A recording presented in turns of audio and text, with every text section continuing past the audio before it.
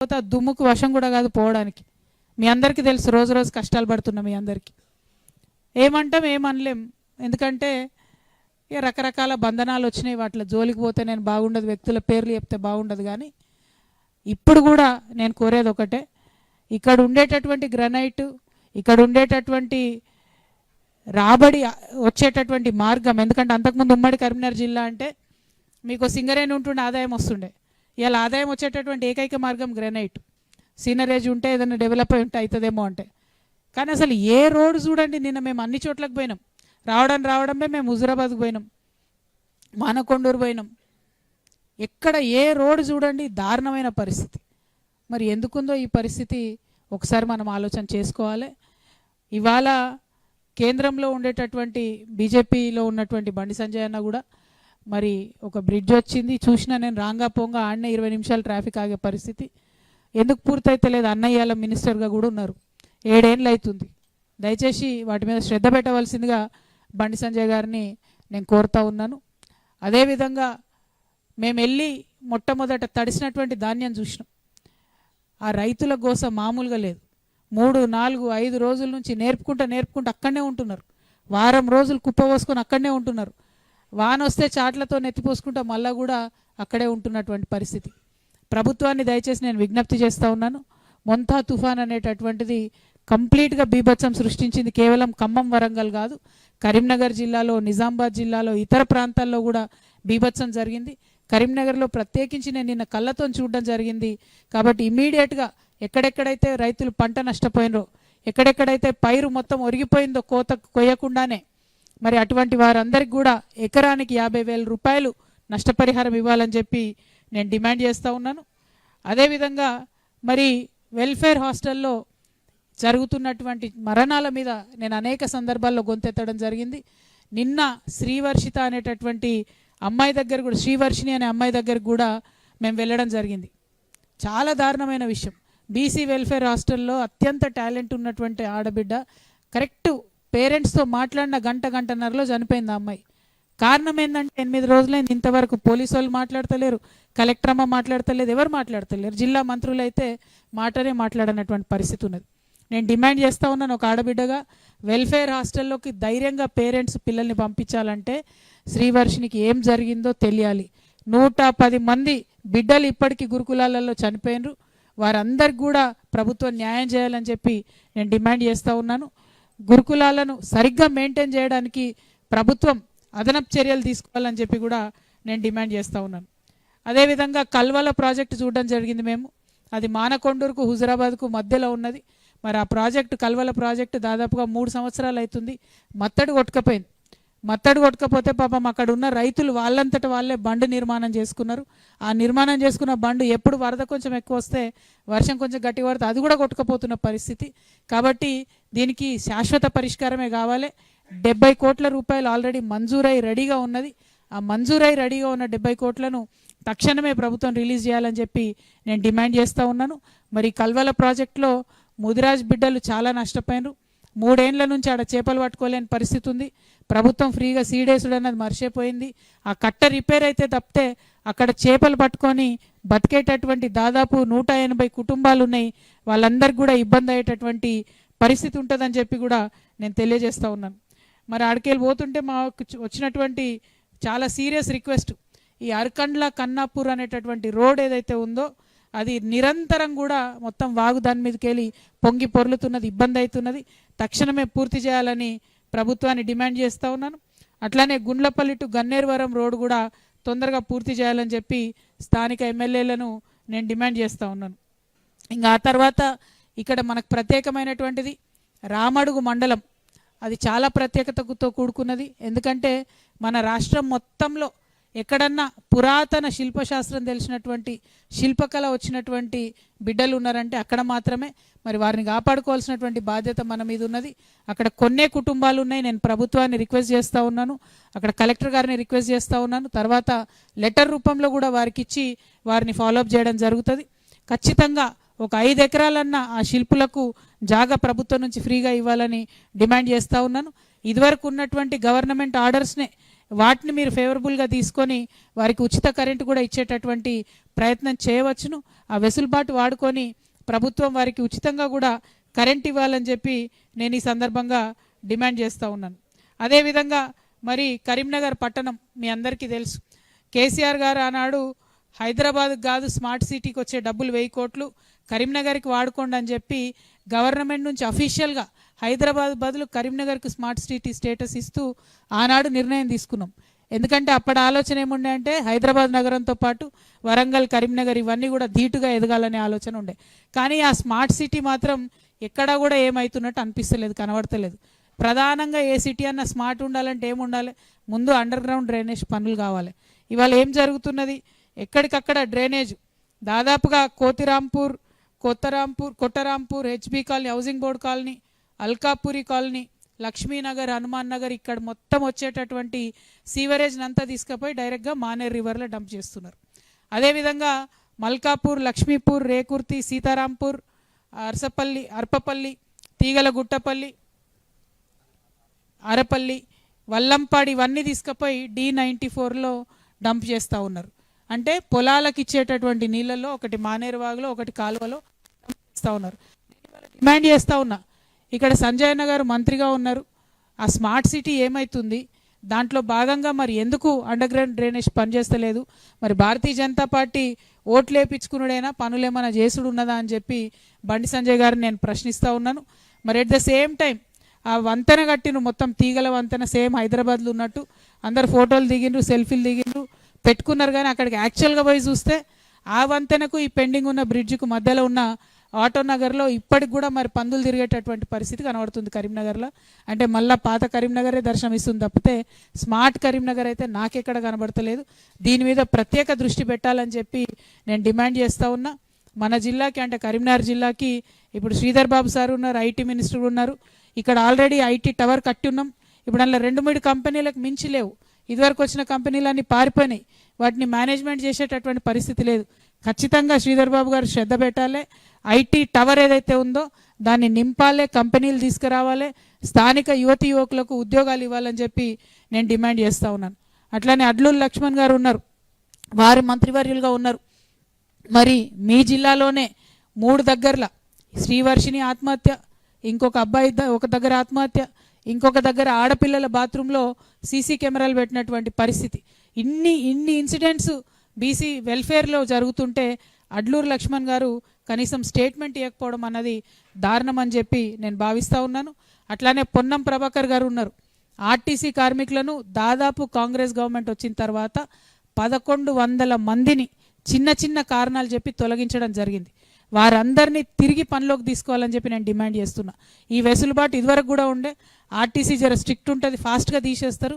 కానీ BRS government ఉన్నప్పుడు వాళ్ళని జల్దీ వెనక్కి తీసుకునే వెసులుబాటు ఇచ్చినాం. ఇప్పుడు కాంగ్రెస్లో తీసేసుడే తప్ప వాపస్ తీసుకునే పరిస్థితి లేదు. ఇదివరకు బీఆర్ఎస్లో తీసిన 300 మంది అట్లనే మిగిలిపోయినారు. ఇంకొక 1100 మంది కాంగ్రెస్ వచ్చిన ఈ 2 సంవత్సరాల్లో వారిని తీసిండ్రు. అంటే 1300 మంది ఆర్టీసీ కార్మికులు అంటే డ్రైవర్లు, కండక్టర్లు రోడ్ల మీద పడ్డారు. వారిని వెనక్కి తీసుకోవాలని చెప్పి నేను డిమాండ్ చేస్తూ ఉన్నాను. ఇక ఏ పట్టణమైనా కూడా కనెక్టివిటీ బాగుంటే అంత డెవలప్ అవుతుందని చెప్పి మనందరికీ తెలుసు. మరి ఖచ్చితంగా ఇదివరకైతే మీ అందరికి గుర్తుండుంటుంది, వాయుదూత నడిచిన టైంలో మన కేశవరామ్ సిమెంట్స్ దగ్గర ఉన్నటువంటి చిన్న ఎయిర్పోర్ట్ని కూడా వాడుకునే వాళ్ళు అప్పుడు. కానీ ఇప్పుడు అసలు కనీసం ఎయిర్పోర్ట్ గురించి కరీంనగర్లో ఎవరు మాట్లాడుతూనే లేరు. మా నిజామాబాద్లో మేము ప్రయత్నం చేసినాం, 800 ఎకరాలు సేకరించి పెట్టినాం. వరంగల్ ప్రయత్నం జరిగింది, ఇప్పుడు అక్కడ ఎయిర్పోర్ట్ మంజూరైంది. మరి కరీంనగర్లో ఎందుకు మాట్లాడతలేరు ఎయిర్పోర్ట్ గురించి అన్నది ఆలోచన చేయాలి. ఇక్కడ నుంచి కేంద్ర మంత్రి ఉన్నారు కాబట్టి బండి సంజయ్ గారు దాని గురించి బాధ్యత తీసుకోవాలని చెప్పి నేను డిమాండ్ చేస్తూ ఉన్నాను. అట్లానే నిన్నటి నుంచి అనేక మంది చెప్పింది ఏంటంటే కరీంనగర్ నుంచి తిరుపతికి, ముంబైకి, హైదరాబాద్కి, షిరిడీకి ప్రతిరోజు ట్రైన్లు నడిస్తే బాగా లాభం ఉంటుంది మాకు అని చెప్పారు. ఇదివరకు ఉండేటి ఏటా వారానికి ఒకసారి, అవి కూడా తీసేసిన పరిస్థితి ఉన్నది. కాబట్టి వాటిని మంచిగా చేయాలని చెప్పి మేము డిమాండ్ చేస్తూ ఉన్నాం. మరి మీ అందరికీ తెలుసు, మనం అందరం ఎప్పటి నుంచో అనుకున్నాం మైనారిటీ మినిస్టర్ లేడేంది ఒక్కరు కూడా అని. చలో अच्छी बात हो गई, जुबली हिल्स में चुनाव आ गया तो एटलीस्ट जल्दबाजी में ही सही अजहरुद्दीन साहब को एक माइनॉरिटी कम्युनिटी से मिनिस्ट्री मिल गया. इमरजेंसी में जो माइनॉरिटी मिनिस्टर बन गए, उसी इमरजेंसी के साथ माइनॉरिटी के जो इश्यूज पेंडिंग है, जो 2000 करोड़ देने वाले थे डेवलपमेंट के लिए माइनॉरिटीज़ को हर साल, उसको भी उसी इमरजेंसी से रिलीज़ करना है। और जो वक्फ के प्रॉपर्टीज़ को बचाने का काम करने वाले थे, उसको भी उसी इमरजेंसी से करना है। और माइनॉरिटी रिजर्वेशन के बारे में जो कांग्रेस गवर्नमेंट ने वादा किया था, उसको भी उसी इमरजेंसी के साथ अमल करने की ज़रूरत है। मैं आप सारे माइनॉरिटी भाइयों से यही गुजारिश करती हूँ, मैं आपकी बहन हूँ, आपके हमदर्द हूँ, और आप जानते हैं हमेशा हमेशा से हम माइनॉरिटी कम्युनिटीज़ के वेलफेयर के लिए काम कर चुके हैं, आगे चल के भी हम काम करेंगे। जिस तरीके का इज्जत हमें मिलना था वो आज तेलंगाना स्टेट में मिल नहीं रहा है। जो सेल्फ रेस्पेक्ट हमें हुकूमत में रहने से, पावर शेयर करने से मिलती है, आज माइनॉरिटी कम्युनिटी को नहीं मिल रहा है। तो मेरा यही एस्पिरेशन है, मेरी उम्मीद है कि मैं अच्छे से काम कर सकूंगी। और वाटर सॉरी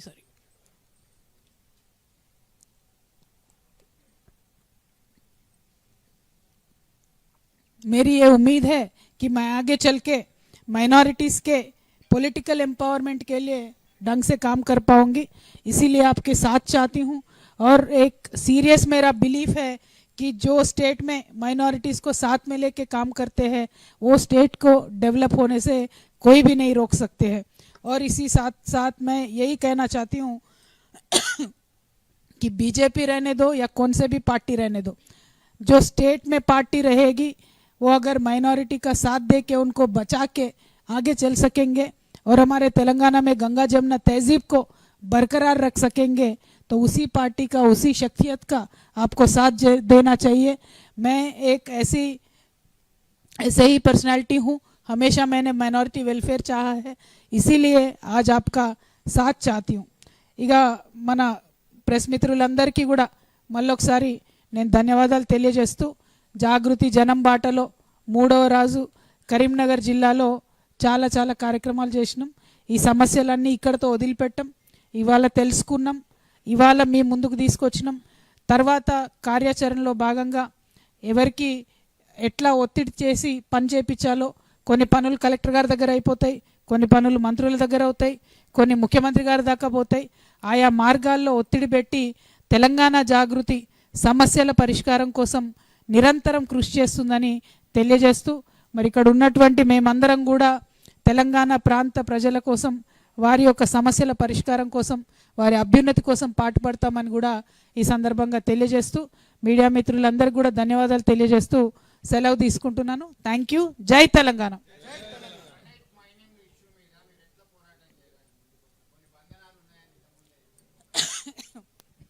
ఇప్పుడు నాకేం బంధనాలు లేవు, నేను ఫ్రీ బర్డ్ కదన్నా, ఇప్పుడు నాకేం బంధనాలు లేవు.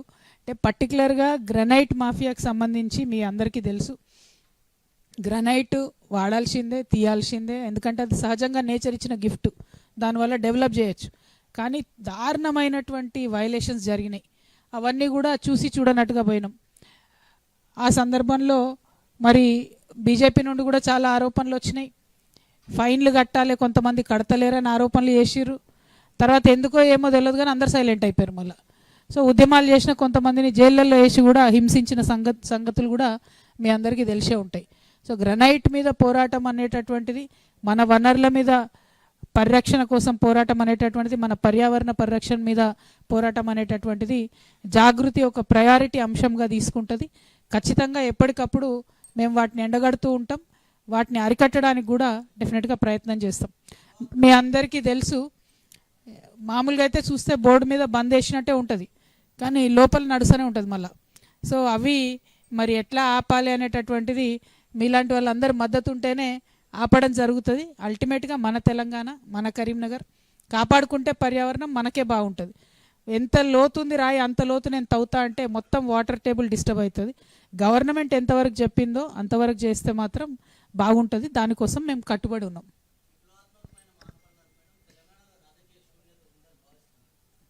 రాజకీయ శూన్యత అనేది 100% ప్రతి సందర్భంలో ఉంటుంది, ఇవాళ కూడా ఉన్నదనే నేను భావిస్తున్నా. ఇవాళ ఇక్కడ మాట్లాడినటువంటి అనేక మంది ప్రతి జిల్లాలో కూడా అదే విధంగా మాట్లాడుతూ అటువంటి ఒపీనియన్సే వస్తూ ఉన్నాయి. ఎందుకంటే కొన్ని పార్టీలను నమ్ముకొని మేము దగాపడి ఉన్నాం, మాకు జరగాల్సిన న్యాయం జరగలేదు, మా ప్రాంతానికి దక్కాల్సినటువంటి వనరులు దక్కలేదు, రావాల్సినటువంటి గౌరవం లభించలేదు. ఇట్లా అనేకమైనటువంటి అంశాల మీద కూడా వ్యక్తం చేస్తూ ఉన్నారు. రాజకీయ శూన్యత ఉందా లేదా అన్నది ఒక పక్క అయితే, ప్రజా సమస్యల పరిష్కారం కోసం మాట్లాడే గొంతుకలు ఉన్నాయా లేవా అనేటటువంటిది పెద్ద ప్రశ్న. ఆ గొంతుకగా మేము మారదలుచుకున్నాం, ప్రజల గొంతుకగా మారదలుచుకున్నాం. అదే పని చేస్తూ ముందుకెళ్తాం. 100% బీఆర్ఎస్ పార్టీ మీరు చూసిండ్రు. ఇవాళ కాంగ్రెస్ అయినా బీఆర్ఎస్ అయినా ఇద్దరు జూబ్లీహిల్స్లో బిజీగా ఉన్నారు. ఇక్కడ వాన వచ్చింది, వరద వచ్చింది, ఆడ వరంగల్లో ఘోరమైన పరిస్థితి ఉంది, ఖమ్మంలో ఘోరమైన పరిస్థితి ఉంది. ఈ మానకొండూరు నిన్న నేను కలవలకు పోయినా, అక్కడ రైతులు 6,000 ఎకరాలు దాదాపు వాళ్ళు ఇబ్బంది పడుతున్నారు. స్థానికంగా గెలిచినటువంటి ఎమ్మెల్యే గారు రాలేదు ఇంతవరకు, పోనీ ఓడిపోయిన ఎమ్మెల్యే గారు కూడా రాలేదు. నేనేమంటున్నా అంటే ఓడిపోయిన ఎమ్మెల్యే గారు వచ్చి తొందరగా రిపేర్ చేయమని అడగాలి. గెలిచిన ఎమ్మెల్యే రిపేర్ చేస్తామని చెప్తామని గెలిచిండు కాబట్టి ఆయనన్నా రావాలి. అంటే రెండు పక్షాలు కూడా ప్రజల్లో తిరగడం లేదు. కాబట్టి ఆ పాత్ర జాగృతి పోషించదలుచుకున్నది. మేము ప్రజల దగ్గరికి వెళ్తాం, వాళ్ళ సమస్యల దగ్గరికి వెళ్తాం, వాళ్ళ పనులు వాళ్ళకు ఉంటాయి, వాళ్ళ తరఫున మేము పోరాటం చేస్తాం.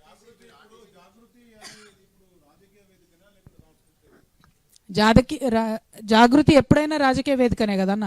మేము తెలంగాణ ఉద్యమంలో మేము బతుకమ్మలే కాదు, బతుకమ్మలు ఆడటమే కాదు, బాంబులు కూడా వేస్తామని చెప్పినాం. ఏం సాంస్కృతిక వేదికగా లేం. మేము ఎప్పుడైనా రాజకీయాలే మాట్లాడినాం. నో బీఆర్ఎస్తోని అటాచ్డ్ ఉన్నామా లేదా అన్నది పక్కన పెడితే, జాగృతి ఎప్పుడైనా సరే ప్రజల కోసమే మాట్లాడింది. ఇప్పుడు కూడా అదే చేస్తాం. ఇప్పుడు తీసుకున్న లైన్ కూడా తెలంగాణనే, అప్పుడు తీసుకున్న లైన్ కూడా తెలంగాణనే.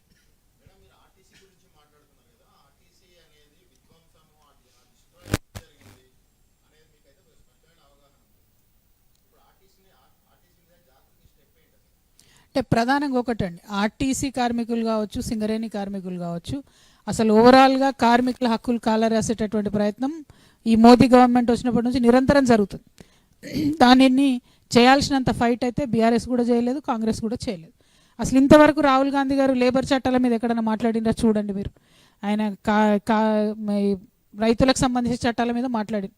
ఇప్పుడు కొత్తగా ఓటు చోరీ మీద మాట్లాడుతున్నారు. అన్ని లేబర్ కోడ్లు తీసి 3 కోడ్లు వేసిరండి. ఎంత దారుణంగా ఉన్నాయి లేబర్ కోడ్స్ అంటే. నేను చాలా దగ్గరగా కార్మిక వర్గాలతో పనిచేస్తాను కాబట్టి దానివల్ల జరిగే నష్టం ఏందన్నది అర్థమవుతుంది. 20 మంది ఉన్న ఫ్యాక్టరీకి ఇప్పుడైతే రెగ్యులేషనే లేదు. 20 మంది అక్కడ లేడీస్ పనిచేస్తే కనీసం ఒక సింగిల్ బాత్రూమ్ లేకున్నా కూడా మనలాంటి విలేకరులమో రాజకీయ నాయకులమో ఎవరైనా పోయి అడుగుదామంటే కూడా అడిగే పరిస్థితి లేదు. ఎందుకంటే హక్కే లేదు, తీసేసిరు. అయినా కూడా ప్రధాన స్రవంతి పార్టీలు ఎవరం కూడా మాట్లాడలేదు. అందులో నేను కూడా ఉన్నా, ఎవరం కూడా మాట్లాడలేదు. అక్కడక్కడ మేము మాట్లాడేటట్టు మాట్లాడడం కానీ ఆ వాయిస్ బయటికి రాలేదు, ఉద్యమం జరగలేదు, అవి మారలేదు. రైతు చట్టాలు ఎట్లయితే మారినాయి ఉద్యమాలతోని, కార్మిక చట్టాలు మాత్రం మారలేదు. ఇక సిపిఐ సిపిఎం పార్టీలు వాళ్ళు అప్పుడప్పుడు చేసినంత చేసిరు, వాళ్ళ కాలేదు. దేశవ్యాప్తంగా బంద్ చేసినా కూడా మార్పు అయితే రాలేదు. సో వీటి మీద ఆర్టీసీ అయినా ఏదైనా తప్పు ఎవరిది ఉన్నా సఫర్ అవుతున్నది మాత్రం కార్మికులు. వాళ్ళకైతే పరిష్కారం రావాలి, దానికోసం ప్రయత్నం చేస్తాం.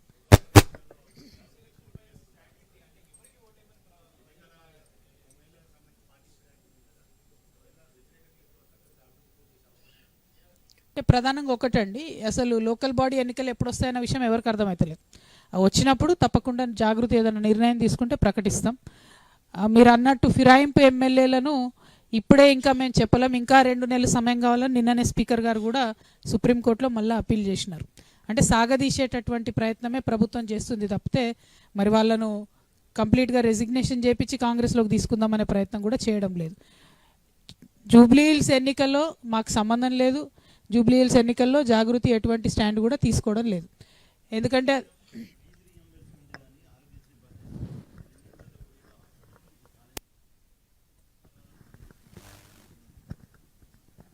డెఫినెట్గా అండి, ఫీ రియంబర్స్మెంట్ మీద మీరు చూసుంటారు. నేను ఒక్కదాన్నే కౌన్సిల్లో బలంగా నిలదీస్తే సీఎం గారు నేను ఎవ్రీ మంత్ పే చేస్తాం ఫీ రియంబర్స్మెంట్ అని మాట ఇచ్చిండ్రు. కానీ ఆ తర్వాత ఆ మాట కూడా ఎగ్గొట్టిండ్రు.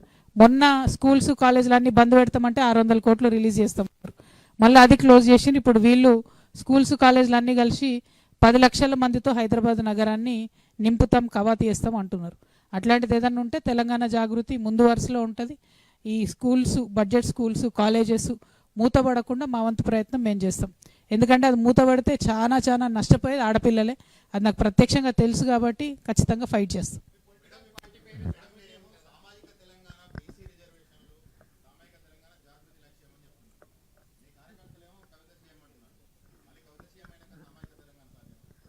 ఇప్పుడు 23 మంది సీఎంలు అయినరా ఆంధ్రప్రదేశ్ రాష్ట్రానికి.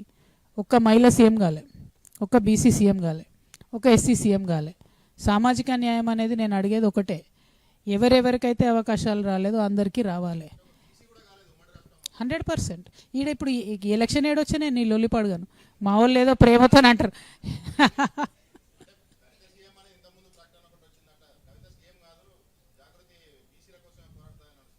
ఇప్పుడు నేనేమంటున్నా అంటే బ్రదర్, నేను ఇప్పుడిప్పుడే మొదలుపెట్టిన, ఇది 3వ జిల్లాలో తిరుగుతున్నాం, ఇంకా 30 జిల్లాలు తిరగాలి మేము. తిరిగి ప్రతి ఒక్కరి దగ్గర నుంచి, మీలాంటి వాళ్ళ దగ్గర నుంచి ఐడియాస్ తీసుకొని మా కార్యాచరణ ఏంది అనేటటువంటిది ఆలోచన చేసుకుంటాం. మాకు ఒకసారితో క్లారిటీ రాకపోతే 2 సార్లు తిరుగుతాం తెలంగాణలో. పాయింట్ ఏంటంటే పర్మనెంట్ సొల్యూషన్ వెతకాలి, అంతేగాని హడావుడు పడిపోయి రేపు పొద్దున్న కల్లా ప్రకటన చేసి ఎల్లుండి వెనక్కి తీసుకొని అటువంటి ఆలోచన లేదు. సో చాలా సీరియస్గా అదే ఏం చేయాలి భయ్, అది కాంగ్రెస్ పార్టీ మార్కు రాజకీయం. అది నేను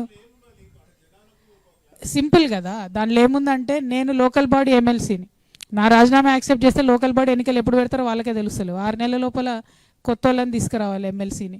సో అందుకని ఆపుతున్నారేమో నేను అనుకుంటున్నా. రేపు మాత్రం మళ్ళీ ఒకసారి స్పీకర్ గారికి లెటర్ రాస్తా.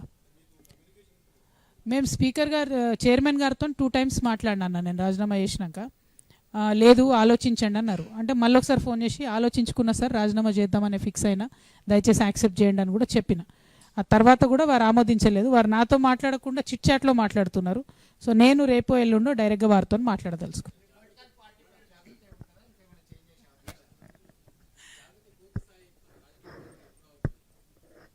ఇంకా ఏమనుకోలేనా, ఇంకా ఒక్కసారి మొత్తం తెలంగాణ అంతా జనంబాట కార్యక్రమం పూర్తయిన తర్వాత డెఫినెట్గా మీ అందరితో మళ్ళీ కూడా ఆలోచన చేసి డంకా బజాయించి అప్పుడు ప్రకటన చేస్తాం అటువంటి నిర్ణయం ఉంటే.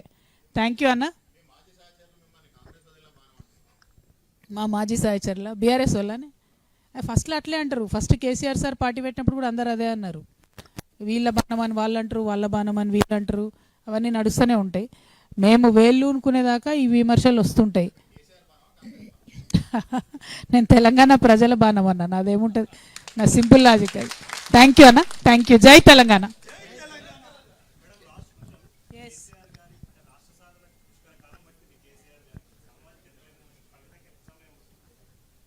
ఏమో తెలియదు బ్రదర్ ఎంత సమయం పడుతుందో, కాకపోతే ఈ మధ్య అన్ని ఇన్స్టెంట్గా వస్తున్నాయి కదా, తొందరగా సామాజిక తెలంగాణ రావాలని నేను కూడా బలంగా కోరుకుంటున్నా. బీసీ రిజర్వేషన్ బిల్లు కానీ ముందు తొందరగా 2026లోనే వాళ్ళు కులగన్న చేస్తామంటారు కదా, సో వెంటనే బీసీ బిల్లు కూడా పాస్ అయితే చాలా సంతోషం. తర్వాత మా ఆడబిడ్డలది కూడా డీలిమిటేషన్ అయిపోతే మేము కూడా ఒక 69 మంది ఎమ్మెల్యేలం అవుతాం. సో ఇంకా సంతోషం. అట్లా ట్రెమెండస్ చేంజెస్ నెక్స్ట్ 3 ఇయర్స్లోనే మీరు చూసే అవకాశం కూడా ఉంది. చాలా చాలా మార్పులు అయితే జరుగుతాయి నెక్స్ట్ 3 ఇయర్స్లో. Thank you. 100% జరుగుతుంది. ఎవరైతే దగాపడ్డ తెలంగాణ ఉద్యమకారులు ఉన్నారో వారందరినీ కూడా అక్కును చేర్చుకుంటాం. అమరవీరుల కుటుంబాలకు సంబంధించి ఏదైతే అందరికీ కాంపెన్సేషన్ రాలేదో వాళ్ళందరికీ కాంపెన్సేషన్ ఇచ్చేటటువంటి ప్రయత్నం చేస్తాం. సో ఒకటి ఎక్కడైతే ల్యాప్సెస్ జరిగినాయో అవన్నిటినీ కూడా కరెక్ట్ చేసేటటువంటి ప్రయత్నం జాగృతి నుండి చేస్తాం. Thank you. జై తెలంగాణ.